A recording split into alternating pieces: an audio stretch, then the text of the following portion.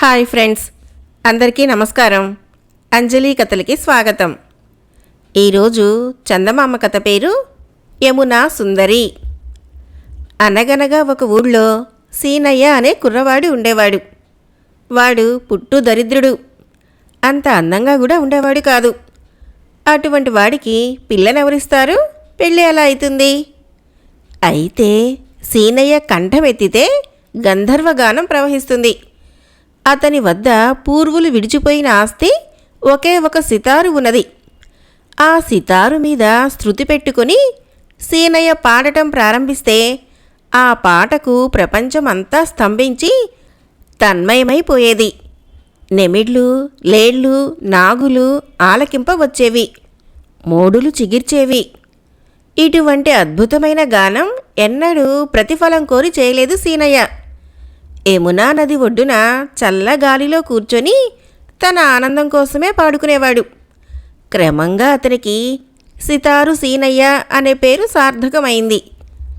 సీనయ్య యమునా తీరాన కూర్చొని పాడుతూ ఉన్నప్పుడు ఆ గానం అపూర్వంగా ఉండేది. అది విని ప్రజలు జేజేలు కొట్టేవారు.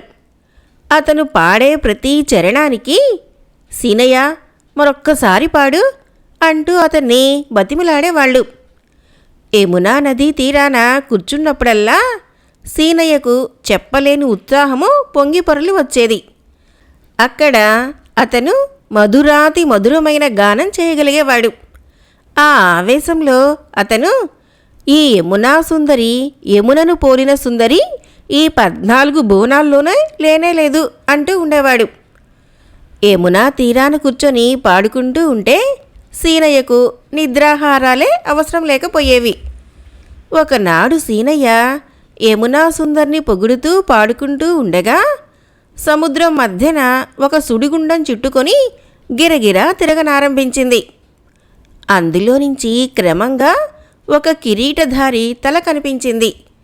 ఆయన ఎంతో ఆకర్షణీయంగా బ్రహ్మాండంగా ఉన్నాడు. ఆయన యువతలకు వస్తున్నాడనగా సముద్రపు కెరటాలన్నీ భయభక్తులతో అటూ ఇటూ తప్పుకొని దారి ఇచ్చాయి. ఆయన సీనయ్యను పిలిచి, చూడు సీనయ్య, నన్ను సాగర మహారాజు అంటారు. భూలోకంలో ప్రవహించే జీవనదులన్నీ నా కుమార్తెలు. నేను నా కుమార్తెలు నీ మధురగానం విని పరవశులమైపోయాం. ఇందుకుగాను నిన్ను బహూకరించదలిచాము. కనుక నా నీటిలో ఒక వల పరిచావంటే నీకు తగిన సన్మానం జరుగుతుంది. అయితే ఒక్క షరతు మాత్రం నువ్వు జాగ్రత్తగా వినాలి.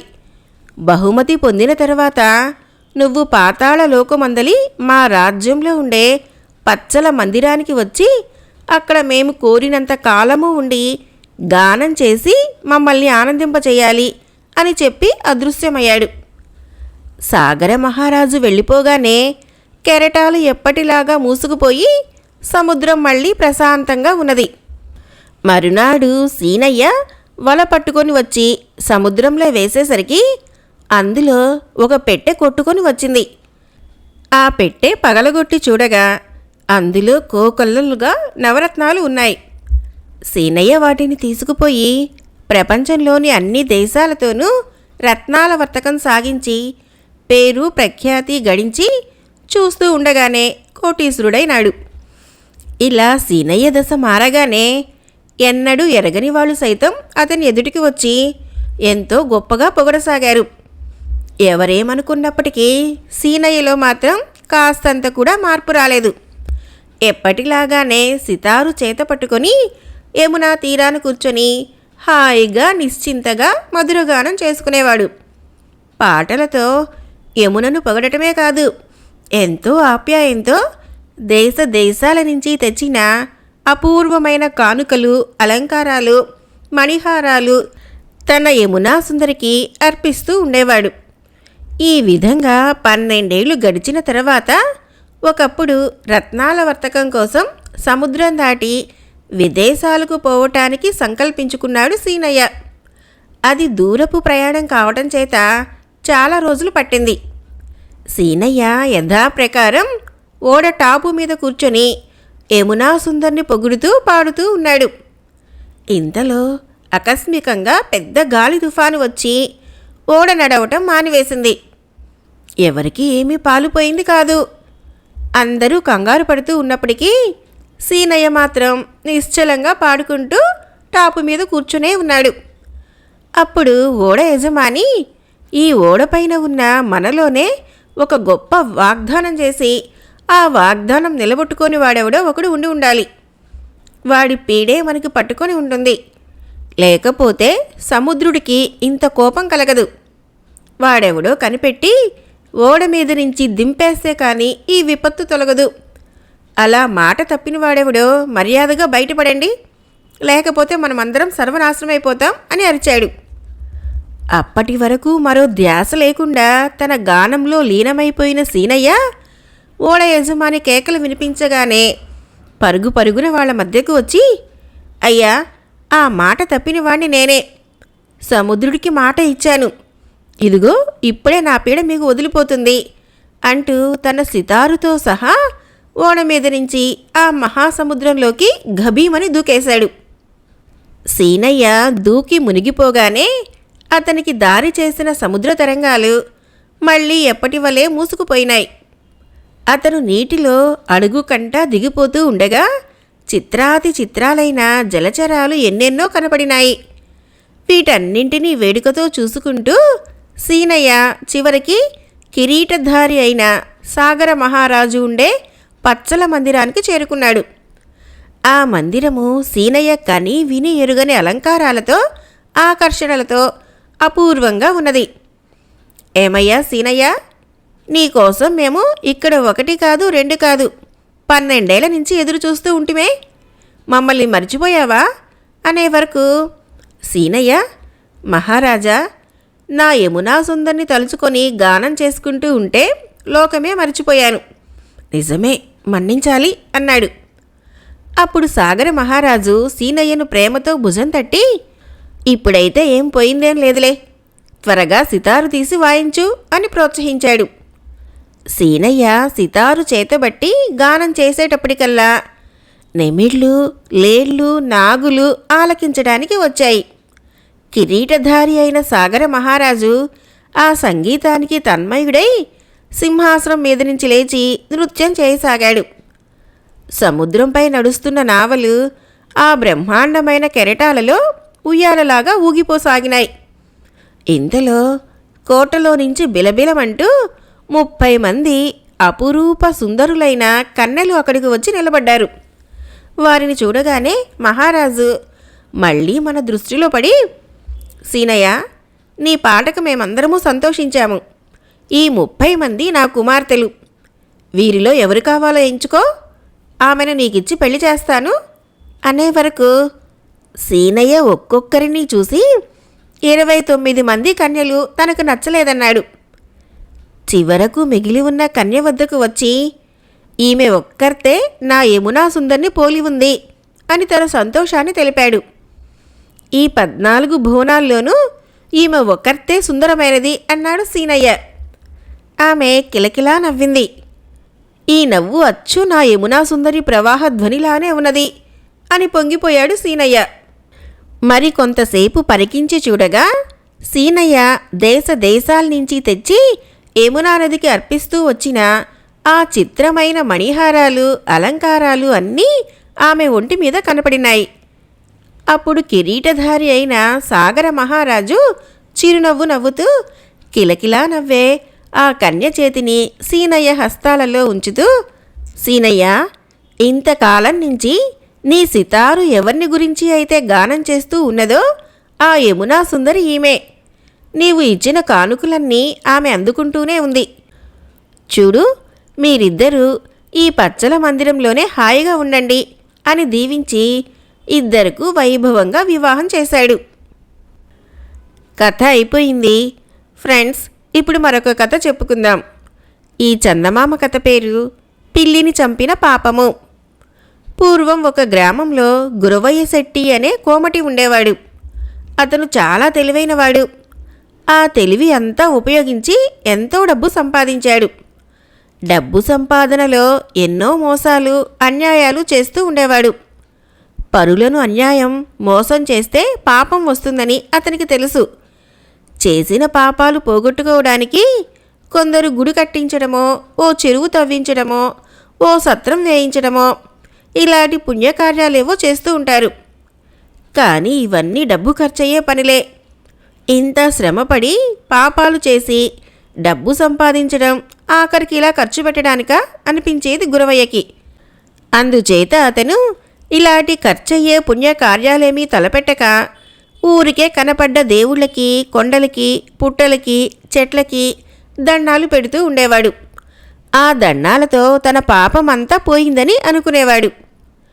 ఒకనాడు శెట్టి భార్య పాలగిన్నె ఉట్టి మీద పెట్టడం మర్చిపోయింది. ఆవిడ వచ్చేలోపుగా పిల్లి ఒకటి వచ్చి ఆ పాలు తాగటం మొదలుపెట్టింది. శెట్టి పిల్లిని చూసి కోపంతో దగ్గర ఉన్న వీసే రాయి దానిమీద విసిరేశాడు. ఆ రాయి దానికి ఆయువు పట్టున తగిలి అది గిలగిలా తన్నుకొని చనిపోయింది. ఏదో కోపంతో రాయి విసిరేశాడే గాని ఆ పిల్లి చస్తుందని గురవయ్య అనుకోలేదు. పిల్లి చచ్చిపోయిందనేసరికి అతడు గజగజ ఉనికిపోయాడు. ఏమంటే పిల్లిని చంపిన పాపం కాస్తా కూస్తా కాదు. ఆ పాపం వల్ల మళ్ళీ జన్మలో కుష్ఠరోగం వస్తుందట. ఇది చాలా చెడ్డ పాపం గనక ఉత్తుత్తి దండాలతో పోయేది కాదని తోచి గురవయ్య ఆ ఊరి శాస్త్రుల గారితో ఆలోచించడానికి వెళ్ళాడు. ఎవరి విషయమో మాట్లాడుతున్నట్లు గురవయ్య ప్రసంగం మొదలుపెట్టాడు. శాస్త్రులు గారు, పిల్లిని చంపితే పాపం అంటారు, నిజమేనా? అందుకు సందేహం ఏముంది? పిల్లిని చంపితే బ్రహ్మహత్యా దోషం చుట్టుకుంటుంది అన్నాడు శాస్త్రులు. అయితే ఈ పాపం పోవాలంటే ప్రాయశ్చిత్తమేమిటో అని అడిగాడు గురవయ్య. ప్రాయశ్చిత్తమా? ఆ చచ్చిన పిల్లి ఎంత ఉంటే అంత బరువుకి ఓ బంగారపు పిల్లిని చేయించి బ్రాహ్మడికి దానం ఇస్తే పాపం పోతుంది అన్నాడు శాస్త్రులు. ఆ మాట వినేసరికి గుండె గుబేల్మంది గురవయ్యకి. శాస్త్రులు గారు, అయితే అందరికీ బంగారపు పిల్లల్ని చేయించి ఇవ్వగలిగే శక్తి ఉంటుందా? శక్తి లేని వాళ్ళ మాటేమిటి మరి అని అడిగాడు. అంత శక్తి లేకపోతే వెండితో చేయించి ఇవ్వవచ్చు అని ఉపాయం చెప్పాడు శాస్త్రులు. సరే కానీ వెండి మాత్రం చౌకగా ఉందా శాస్త్రులు గారు? మరో మార్గం లేదంటారా అని అడిగాడు గురవయ్య. అందుకు శాస్త్రులు, ఎందుకు లేదు? మన పెద్దలు ఎక్కడికక్కడే తాహతుకు సరిపడేటట్టు చెప్పారు. వెండి పిల్లికి శక్తి లేని వాళ్ళు కంచు పిల్లినో, ఆ శక్తి లేనివాడు ఇత్తడి పిల్లినో చేయించవచ్చు అన్నాడు. అక్కడికి గురవయ్య వదల్లేదు. ఆ శక్తి లేకపోతే అనే ప్రశ్న వేశాడు. అన్నింటిలోకి కలిపి స్వల్పమైన దానం స్వయంపాకం అని తేల్చి చెప్పాడు శాస్త్రులు. స్వయంపాకం అంటే ఒక మనిషికి సరిపోయే బియ్యం, పప్పు, ఉప్పు వగైరా సామాగ్రి అన్నీ కలిపి ₹1 కన్నా ఎక్కువ ఖర్చవదు. ఈ స్వల్పంతో తాను పిల్లిని చంపిన పాపం యావత్తూ పోగొట్టుకోవచ్చునని తెలుసుకున్నప్పుడు గురవయ్య చాలా సంతోషించాడు. అప్పుడు శాస్త్రులతో ఆ పాపం చేసింది తానే అని వెల్లడించి ఇంటికి వెళ్ళి స్వయంపాకం పంపిస్తాను, నా పాపం పోగొట్టండి అని కోరాడు. శాస్త్రులు నిర్ఘాంతపోయాడు. ఇతడు బంగారపు పిల్లి బొమ్మ చేయించి దానం ఇవ్వగలిగినంత ధనవంతుడు, స్వయంపాక దానంతో దాటేస్తున్నాడే అనుకున్నాడు. మళ్ళీ ఆలోచించి, పోని ఈ మాత్రం ఇచ్చే దాత ఎవడు, ఎక్కడికక్కడే అని సిద్ధపడ్డాడు శాస్త్రులు. గురవయ్య ఇంటివైపుకు మళ్ళేసరికి అతని మనసు మళ్ళీ వెనకదీసింది. అర్ధమణుగు చింతపండు అమ్మితే గాని ₹1 రాదు. అలాంటి సొమ్ము ఖర్చు చేసి ఈ బ్రాహ్మణుడికి దానం ఇవ్వటమా అని అనిపించింది. ఈ ఖర్చు కూడా లేకుండా పాపం పోగొట్టుకోవటానికి ఆలోచించాడు. మళ్ళీ శాస్త్రుల దగ్గరికి వచ్చి, ఏం బాబు, నేను స్వయం పాకం మీకు ఇచ్చుకుంటే నా పాపం నిజంగా పోతుందంటారా అని అడిగాడు.